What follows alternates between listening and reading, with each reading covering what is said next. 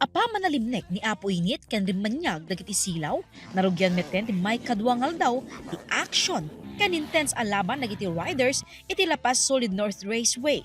Arig na agbatbatay iti angin ti motorsiklo dagiti riders no kinangato ti palagto kadagiti jumps ti pagsasaritaan.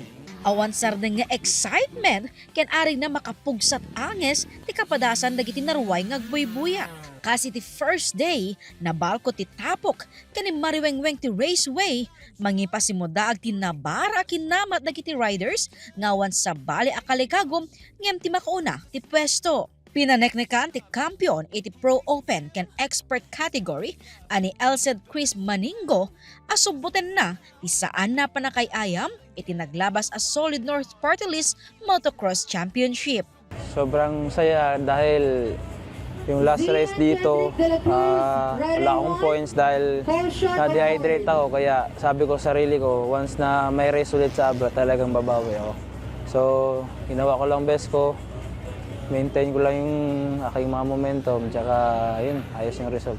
Ayoko paglagpasin yung opportunity na makapaglaro sa pinakamalaking racetrack sa Pilipinas. Work hard until you achieve your dreams and always take time to achieve them. Idinto ti first timer dito'y Abra, ani EJ Nicole Colot Awero, manipod Gimaras, ket nagunod na ti kinakampiyon iti girls 85cc ken 65cc category. Kalpasan iti makabanog alinumba na padayawan dagiti riders ang nag-stand out iti karera.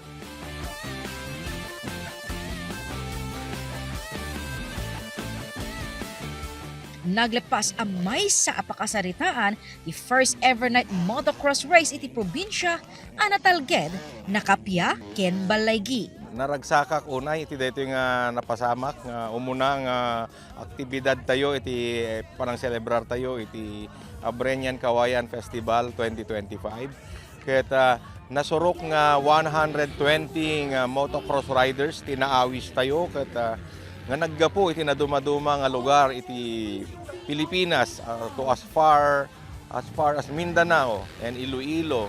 Ket dito ket napintas na ito nga papuspusan met tapno may promote tayo iti probinsya tayo nga nakita dan ko sa ano iti kinatalnana ken kinapintas na ket sapay kumata dayto iti hanga dayto iti maudi nga Kawayan Festival Motocross Championship ket tad-adunto manen siguro ti umayen nga makitabuno ditoy ken umay agbuya.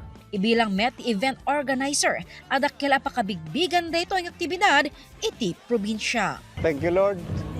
Ilaan ta safe dito napasamak and it was very successful. Ang kuninamnama nga kastoy gayam ti kapintas na iti night race. We have one of the biggest races dito in Pilipinas. Kadagiti ubing ag-interes, which adamat sa magmamano, may kailat tagay ayam dito Lapas Solid North Raceway, dito Barangay San Gregorio Lapas. Libre dito po ang paramid ni Kong Mayor J.B. Bernos para kanya tayong taga-Abra. Jessica Boreta, Balitang, Solid North.